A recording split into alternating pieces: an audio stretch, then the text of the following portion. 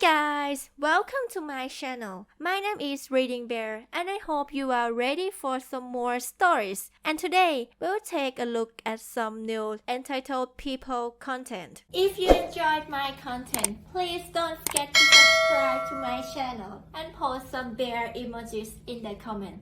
And now, let's dive right into the stories. First one is titled, When I was 16, I bought my first car, then my sister wanted it, and my mother was her usual self about it. When I was a teenager, I was originally saving to buy a scooter to have fun riding around town on. But on my 15th birthday, my dad gave me an engine kit for my bicycle and convinced me to get a learner's permit and keep saving to buy a car instead. Even after moving in with my dad, I continued doing odd jobs and earning money any way I could.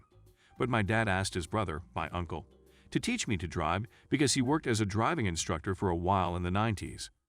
We started lessons at a local community college where I drove around the parking lots and circled the campus. Then we went to country roads that few cars frequented. This repeated itself for a while till we finally decided to try cities and highways. We took it slow 2 days a week, and I slowly got pretty good at it. Right after my 16th birthday rolled around, we went to the DMV to schedule a driving test. I passed on my first try thanks to all the practice I got beforehand. Not long after getting my license, my dad decided it was time I worked part-time for him at his business after school. I was happy because it would make me double the money I was already saving from odd jobs. I started at what was referred to as the bottom rung. I was doing the cleaning around the office, filing paperwork, handing out mail to employees, and just doing any basic task that needed doing. Before I knew it, I doubled my savings. While I had chosen to live with my father and my sister didn't, Dad still had a room prepared for my sister when she came to visit. For the first few months or so, Sis didn't bother to come visit. But eventually Dad convinced her to come over 1 day a week on Saturday, and Dad always picked her up so I wouldn't have to see my mom. Thankfully, she didn't really want to see me either. My sister by this point stopped asking me for money or trying to break into my room since I was living in my dad's house and not mom's. But she loved to game on the game systems we had at Dad's house. There was PS2, GameCube, Xbox, and Sissy's personal favorite at the time, an Xbox 360. And Dad also had a decent-sized flat-screen TV to play the games on in his den. That was practically a luxury back then, as those TV were pretty expensive. Sis would pretty much spend all Saturday night playing games in the den and drinking Coke. That's probably the main reason why she even wanted to come visit, since she didn't have an Xbox 360 or flat-screen TV at Mom's house. Eventually, after just over 6 months of working at my dad's business, he approached me with an offer to find a car I liked. He said if I found a good, reliable used one that was the right price, he'd help me buy it and would put it on his insurance. When my sister first saw the car in Dad's driveway, she asked whose it was. Sis, hey, whose car is this? Is someone else visiting? Me, no, that's my car. Sis, no way. Me, yes way. I just bought it and Dad helped me get it fixed. It runs like new. Then my sister just got really quiet and went back in the house to play more video games. She didn't really speak to me for the rest of the time she was visiting that week. I started driving the car to and from high school, and I got a fair amount of attention for it. Many of my classmates were asking for rides and whatnot. But my ever being a stickler for the rules didn't give any rides because I legally wasn't supposed to for a few months, since I was a teen driver. My sister, however, had complained to our mother after going back home about my new car. Somehow she couldn't process the fact that I'd gotten a car and she didn't, even though she is 3 years younger than me and was only 13 at the time. She started making a stink to our mom about how she wanted a car too, and Mom called me on my cell phone to yell at me for starting this problem. I told her there was no problem. I bought a car with money I earned, and now I'm driving it. And if Sis wants a car too, then she can either work hard and save up like I did, or hope she gets one as a gift. Mom just got mad at me and said it really wasn't fair. I pointed out there really wasn't a fairness issue at all, as Sis wasn't even old enough to get a learner's permit yet, let alone a car. Mom just said I wasn't being supportive of my sister's feelings, and that when she is old enough to drive I should at least lend her the car when she needs it or give her driving lessons. I bluntly said that wasn't happening as I bought it with my own money, and it'd be put in my name when I turned 18. Plus, she couldn't dictate what I do with the car because I didn't live with her anymore, and I had no idea what kind of good or bad driver she'd be in a few years. And with her habit of taking my stuff, I wouldn't let her anywhere near my car keys. Mom just angrily huffed, called me a jackass, and hung up on me. I thought that was the end of it, but it wasn't. My sister started visiting less after that. She got mad at me one day just for washing my car outside. The following is paraphrased from what I remember. "Sis, what are you doing?" Me, I'd say it's pretty obvious, but I'm washing my car. "Sis, yeah, I get that you're doing that, but why bother to do it yourself? I mean, you got money. You could just take it through a car wash." Me, and where's the fun in that? At least I don't have to spend $10 to run it through a machine if I just take the time to wash it myself every so often. "Sis, you're just showing off because you have a car." Me, showing off to who? You and I are the only ones here. Sis rolls her eyes. "Oh, come on. All my friends keep talking about you and your stupid car. It's not even a cool car. Just a shiny silver turd you think looks nice. And you won't even give me a ride in it yet." Me, because I'm mandated by law not to have any passengers for several months. And it may be just a Camry, but I like it. And I really don't care what you think about that. My sister then, in a fit of anger, picked up some dirt off the ground and chucked it at the side of my car. But I just sprayed the spot with the hose, and it looked like it was never there. So, my sister just stomped back in the house and didn't talk to me again. After that, she only came over for one more week again. When she came to visit, she always had a big backpack with her because she'd bring clothes and other stuff in it. She didn't keep many things at Dad's house. But the next morning when she left, she was wearing the same clothes, which was unusual because she never did that back then. She said she'd just die if she wore the same outfit 2 days in a row. I later found out the reason for this. When I next went into the den, the PS2, GameCube, and original Xbox were destroyed, and the flat-screen TV had part of its screen smashed. The Xbox 360 was also missing. I then realized she'd smuggled it out in her backpack. The other game systems she smashed and left what remained of them sitting on the TV stand. I checked the various games for the systems, and Sis had removed a bunch of the discs from their cases and stolen them as well. And she took all of the memory cards too. When I told Dad, he was pretty mad. He called my mom, and she actually said that since I got the car, letting Sis keep the Xbox 360 and the games she stole was the least he could do. Then she smugly said that Sis didn't want to come visit anymore. Dad angrily told her she better stop sounding so happy about it or he was going to make her pay for all the damages. Mom just snorted and finally allowed him to talk to my sister. My dad was pretty heartbroken Sis had done all that. He'd been trying so hard to get her to appreciate him more. But Sis admitted over the phone that she hated him for divorcing Mom. And her taking the Xbox 360 and destroying the TV and other game systems was, as our mother called it, compensation for her pain. Dad could have called his lawyer to sue for more custody rights. But he believed that if she didn't want to be there, he wouldn't force her. From then on over the next decade, I barely saw either my sister or mother. Dad didn't bother to try and get the Xbox 360 back. He said that it and the other stuff Sis broke were just things that could be replaced and bought new ones. But I could tell he was really hurt by what Mom and Sis had done. He actually left my sister's room pretty much untouched for the next few years, but she never came back to use it. From the way my sister is now, though, you never guess she was the same person. She's extremely ashamed of her actions back then and wishes she could take it all back and apologize to Dad, but can't since he passed away some time ago.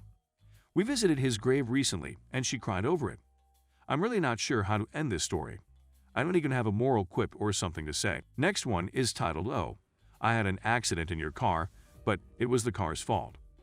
When I was working at the Smash Repairs, we provided loaned cars to people whose vehicles we were repairing. We did not charge for the loaned car. We saw it as a perk of them giving us the business. One day, a lady who was affiliated with a car dealership we dealt with brought her car in for some repairs. Lady presented herself as wealthy. We knew for a fact that she was related to the family that owned this extremely large dealership. Family members of the dealership had married into one of the richest families in Australia and were always in the society pages. I get a notification on a Monday morning that she had had an accident in the car. She said that the brakes failed, she was going down a hill. She went over a roundabout and into a telegraph pole.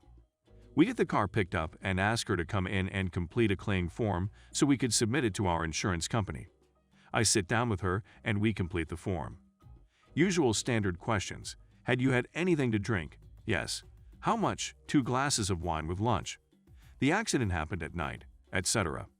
She reads over what has been written on the claim form and signs it.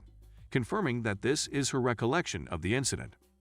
Unfortunately for her, I have been in the related industries for a long time, including being an automotive insurance broker and working for an automotive assessor.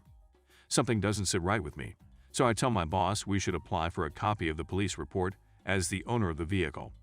He gives me the go-ahead, and I complete the form, get a signed check, and post everything off to the relevant police department.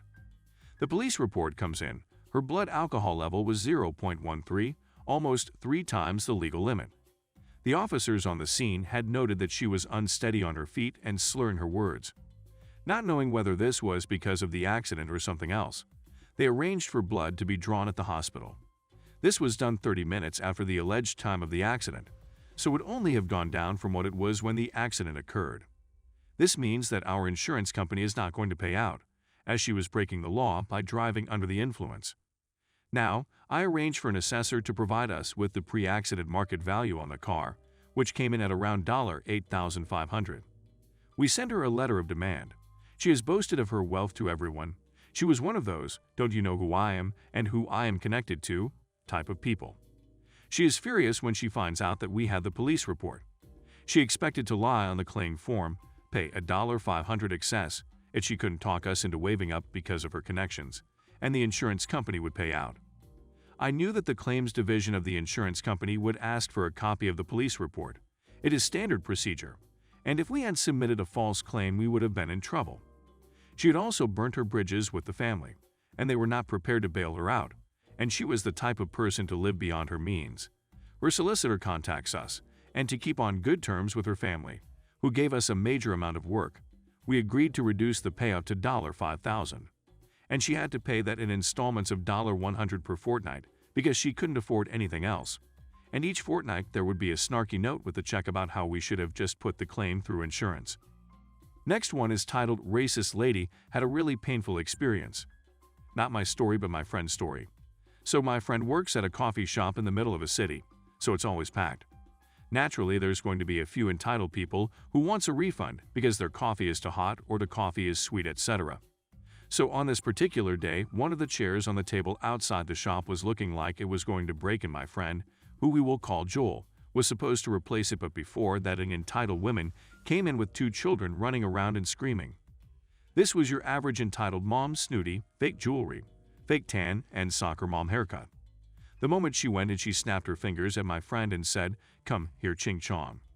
Now, Joel is Chinese, not even 2 seconds in the store, she has already caused a disturbance and made racist remarks to the only Chinese person in the shop.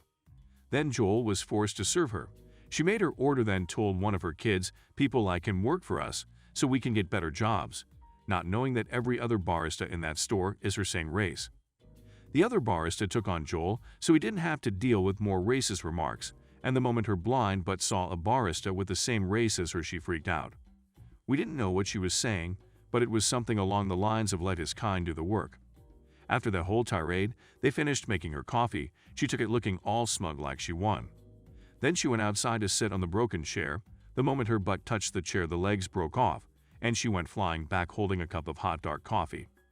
Then when she hit the ground, the coffee went splash on her neck, burning her neck and some parts of her face and chest. Her scream is what Joel defined it as: a skinwalker accidentally drank 50 gallons of fuel in one sitting. She then ran back in the shop and went in the toilet and was in there for a long while. The shop called an ambulance and she was hoisted away with her children and maybe 3-degree burns. I'm not a doctor, I don't know. And if you're wondering if she is suing, this story was 2 years ago. No word from her or any lawyers. Last one is titled "My Grandmother Threatened to Cut Off Financial Help to My Mother If I Kept Studying to Be a Nurse." Yes, the title is correct. My 91-year-old great-grandmother threatened me and told me she would cut off financial help to my single mother, with 2 kids under 10, if I did not quit my nursing studies before I'd even begin with them. I have been taking home courses online at night to study basic dosage calculations, as well as some Phycology 101 classes after work. I want to become a registered nurse. My grandmother, 91, was a nurse all her life and the only one in our family to ever work in the medical field. When she found out last year I want to become a nurse, she kept shutting the idea down, telling me horror stories of the hospital, and told me straight I am too dumb to be a nurse, so I should just leave it before I get my hopes up and get hurt.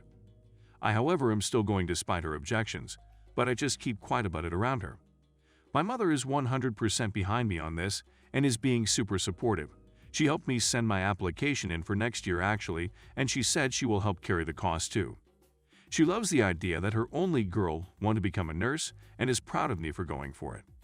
My grandmother is jealous because she is the only one who has ever worked in the hospital, and she feels that if I do it, I am going to outshine her. She always has to be in the center of everything. Nobody can ever be better or equal to her. My mother said just ignore the old bad and go for it. She is 91, what is she going to do to stop you? My niece found out I am still going for it and ratted me out to my grandmother accidentally. She had no idea it was a secret, and it just randomly came up when they spoke on the phone and she asked about me. My grandmother called me yesterday and told me to come over. I took her shopping for her during the week, so although she just needed a few things, I went over and she tells me to sit down because we are going to talk. She told me she found out I still went ahead and applied to nursing school despite her telling me to leave it and stick to my desk job. She told me how disappointed in me for defying her and that I'm going to call the collage in front of her on speaker and tell them I withdraw my application. I told her no, I am paying for it and she has no right to tell me I can't be a nurse just because she is jealous I will be better at it than her. She was 91 and only had a few years left anyway, so what does it matter if I want to be a nurse anyway? I will admit that was rude of me, but at the time I was very upset that she would be so cold toward me for wanting to be a nurse. I thought she would be proud of me for following in her footsteps. Still, I had no right to tell her she only had a few years left anyway. That was uncalled for and really not acceptable. She got up with her cane and told me I either leave it and pull out or she would cut my mother off financially. She helps with some of the boys' schooling bills, like 15%, but it helps my mom out a lot. I told her that was being petty as my mother is not even paying for it, I am. With my own money I have saved up, so she can't take that away. She told me in that case she will cut my mom off and I can use my saving to help her with the schooling money, seeing as I have saving to help. I told her he was being petty, and she told me the choice is mine. Either drop it completely or she stopped helping my mother. I just left. I told Mom and she said just tell her you dropped out and keep going because she really can't stop me, and if she believes I dropped it she will keep helping her and we don't need to tell anyone.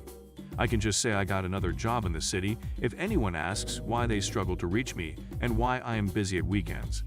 I am going to do that, and when I am a registered nurse I will tell my grandmother and I will help my mother out with the schooling money. She is being petty because she wants to be known as the only nurse in the family, because that is the only place she outshines everyone else. My niece took up art and dropped it just like that because of my grandmother told her she was talentless and broke her down when everyone gave her attention for it. Truth being she paints beautifully and is very talented. I told her to keep going, but her spirit was broken when Gran was done with her. She ended up taking art classes at 89 and now she paints and she makes sure everyone knows it. Her level on entitlement to all our lives are just unbelievable. Just because we want to do our own thing and shine in our own way. I just want to know why she is so against me wanting to be a nurse when she herself was one. She should be proud, not upset about it. Now, she is acting like a spoiled brat, throwing her toys around. As for being too dumb, I have a 95% average on my dosage calculation class and my phycology class, so yeah, I'm not dumb. Thanks for listening.